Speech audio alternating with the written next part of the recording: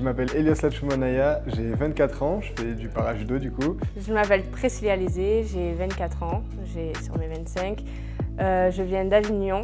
Je m'appelle Nasser Zorgani, j'ai 38 ans, je suis malvoyant. Nathan Petit, j'ai 26 ans, je suis membre de l'équipe de France para-judo.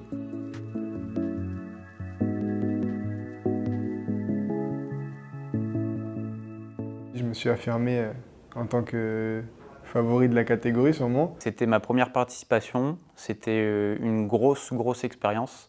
Un objectif pas atteint puisque je termine 5e et que je visais un podium. Donc un peu de déception mais beaucoup d'apprentissage, surtout sur ce dernier combat que je perds. Beaucoup d'apprentissage sur l'erreur technique mais aussi sur l'aspect mental du combat. C'est quelque chose qui m'a beaucoup servi sur les compétitions depuis Tokyo et puis qui continuera de me servir et également en particulier sur les Jeux de Paris.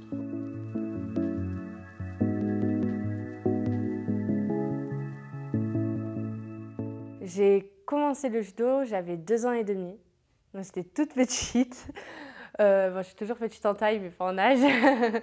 Et j'ai commencé parce que mon frère et ma sœur faisaient du judo. En 2010, dans un dojo à Marseille, j'ai rencontré un monsieur fascinant qui s'appelait Guy Magnana. Et j'ai découvert avec maître Guy Magnana et maître Hirano, qui était son ami de toujours, une pratique d'un judo qui correspondait à ce que j'avais commencé avec l'aïkido et le karaté, donc de la martialité, de l'amitié.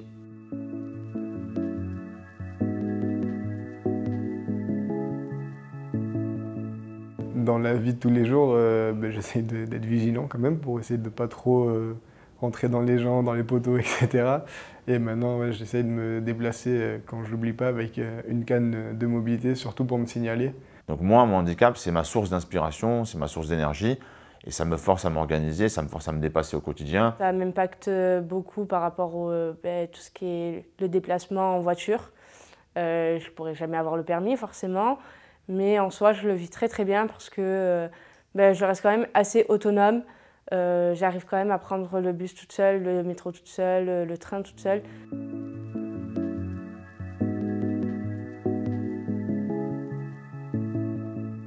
Je suis fier du parcours que j'ai pu faire jusqu'à aujourd'hui.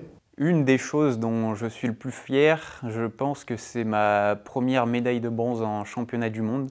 C'était en 2018 au Portugal. Je suis fier d'avoir démontré à mes amis, ma famille, à mes coachs, quels qu'ils soient, de quelques disciplines que j'ai pu faire, qu'on peut compter sur moi, que même si je chute, je vais toujours me relever. Je ne vais pas lâcher le morceau. Je voudrais vous dire à tous qu'on compte sur vous, vous tous. Vous venez nous soutenir, que ce soit devant votre télé ou surtout prenez vos places pour venir nous voir aux Jeux paralympiques. Je compte sur vous pour nous encourager entre le 5 et le 7 septembre.